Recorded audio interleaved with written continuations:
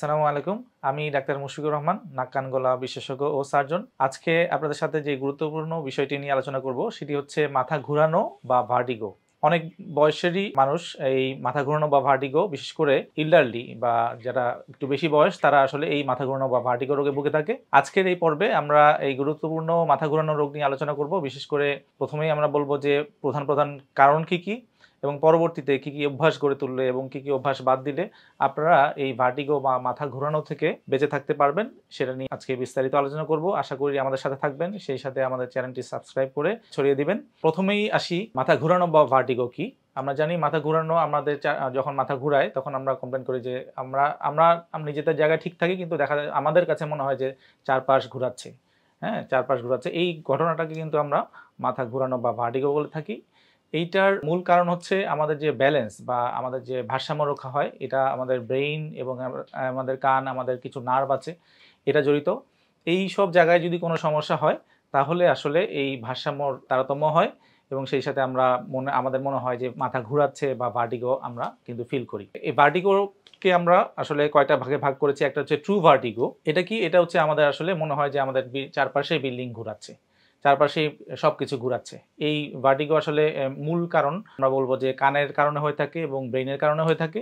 কারণের মধ্যে কয়টার মধ্যে একটা হচ্ছে বিপিপিভি।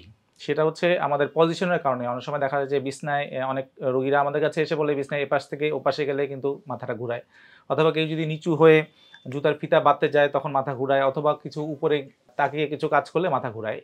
এটা হচ্ছে পজিশনাল ভার্টিগো। তো এখানে কিছু এই ভার্টিগোতে কিছু আমাদের যে অন্তঃকর্ণের যে ক্যানেল আছে, এই ক্যানেলের সমস্যার কারণে এটা হয়ে থাকে। এইটা কিছু ব্যায়ামের মাধ্যমে কিন্তু আমরা এই ভার্টিগো থেকে পরিত্রাণ পেতে পারি। আরেকটা কারণের মধ্যে একটা কারণ হচ্ছে ইনফেকশন, কানের ইনফেকশন। এবং দীর্ঘদিন যাবত যদি কানের ইনফেকশন থাকে, হাড় ক্ষয় হয়ে গিয়ে এই কানের ইনফেকশন যদি অন্তঃকর্ণে পৌঁছে যায় এবং এই ইনফেকশন অনেক সময় ব্রেইনে চলে যায়, তখন কিন্তু আমাদের মাথা ঘোরাতে পারে। সেক্ষেত্রে কিন্তু সাথে সাথে এই ইনফেকশন কন্ট্রোল করতে হবে। অনেক ক্ষেত্রে কানের ড্রপ লাগে, সার্জারি লাগে, সেটা আসলে চিকিৎসা নিতে হবে।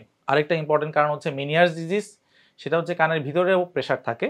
এই কানের ভিতরের প্রেশার যদি কোনো কারণে বেড়ে যায় তাহলে কিন্তু এই কানের আমাদের ভার্টিগো বা মাথা ঘোরাতে পারে। সেক্ষেত্রে আমরা আজকে শেষের দিকে বলে দিব কি নিয়ম মেনে চললে এই মেনিয়াস ডিজিজ বা কানের ভার্টিগো থেকে আমরা পরিত্রাণ পেতে পারি। এছাড়া আরেকটি কারণ হচ্ছে, আমাদের ইম্পর্টেন্ট কারণ হচ্ছে ইয়ার ইনফেকশন, আমরা অলরেডি বলেছি।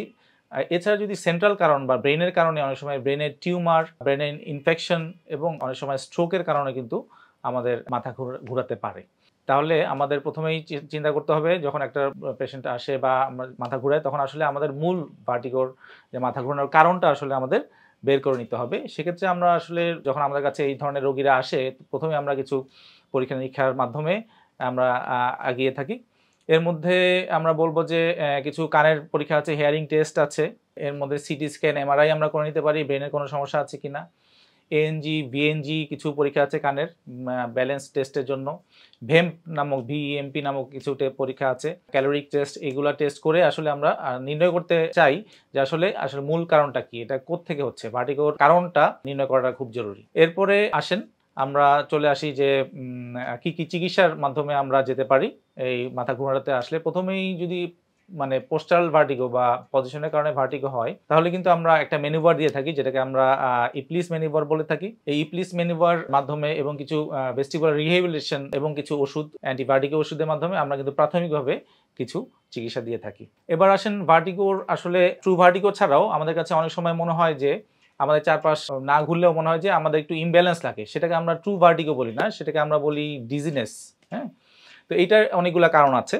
এর মধ্যে একটা প্রধানতম কারণ হচ্ছে ডিহাইড্রেশন। আমাদের চারপাশে অনেক সময় গরমের কারণে, অনেক সময় আর্দ্রতার কারণে দেখা যায় যে আমাদের পানি শূন্যতা, ইলেকট্রোলাইট ইমব্যালেন্স হয়।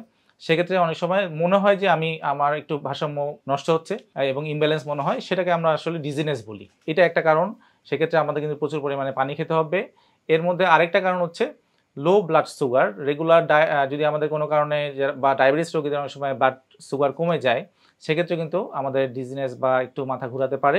আরেকটা হচ্ছে লো ব্লাড প্রেশার, যদি প্রেশার অনেক সময় কমে যায় অথবা খুব বেশি হাই প্রেশার হয়, সেক্ষেত্রেও কিন্তু আমাদের এরকম খারাপ লাগতে পারে। এছাড়া দুর্বলতা এবং রক্তশূন্যতা থেকেও কিন্তু আমাদের এই ভার্টিগো বা মাথা ঘোরানো মনে হতে পারে। আরেকটা ইম্পর্টেন্ট কারণ অনেকেরই হয়, সেটা হচ্ছে মানে খুব দ্রুত যদি আমাদের পজিশন চেঞ্জ হয়, যেমন হঠাৎ করে কেউ শোয়ার থেকে যদি দাঁড়ায় যায়, সেক্ষেত্রে ব্লাড প্রেশারের তারতম্যের কারণে কিন্তু অনেক সময় ডিজিনেস হতে পারে। সেটা ট্রু ভার্টিগো না, সেটা আসলে একটু আমাদের ইমব্যালেন্স লাগতে পারে। এইগুলাই হচ্ছে ভার্টিগো বা মাথা ঘোরানোর মূল কারণ।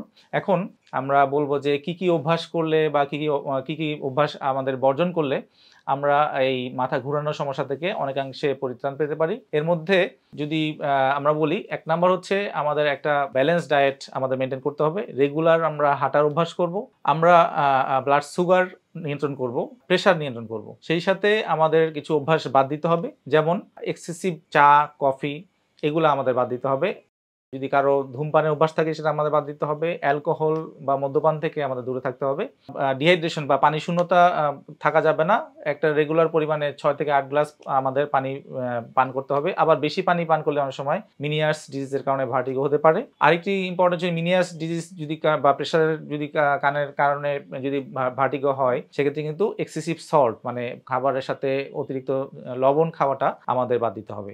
এছাড়া আমরা স্ট্রেস ম্যানেজমেন্ট করব, দুশ্চিন্তা পরিহার করব, একটা রেগুলার স্লিপ প্যাটার্ন বা একটা নির্দিষ্ট পর্যাপ্ত পরিমাণ যদি আমরা ঘুমাতে পারি এবং আমরা যদি দুশ্চিন্তা পরিহার করতে পারি, অনেক ক্ষেত্রেই কিন্তু আমরা এই ভার্টিগো বা মাথা ঘোরানোর সমস্যা থেকে আমরা কিন্তু পরিত্রাণ পেতে পারি। আশা করি আজকের এই সাজেশনগুলো আপনাদের উপকার হবে। এটা ভিডিওটা শেয়ার করে সবার মাঝে ছড়িয়ে দিবেন। আরেকদিন আসবো আরো নতুন টপিকস নিয়ে। আজকে এই পর্যন্তই। সবাই সুস্থ থাকুন, ভালো থাকুন। ধন্যবাদ।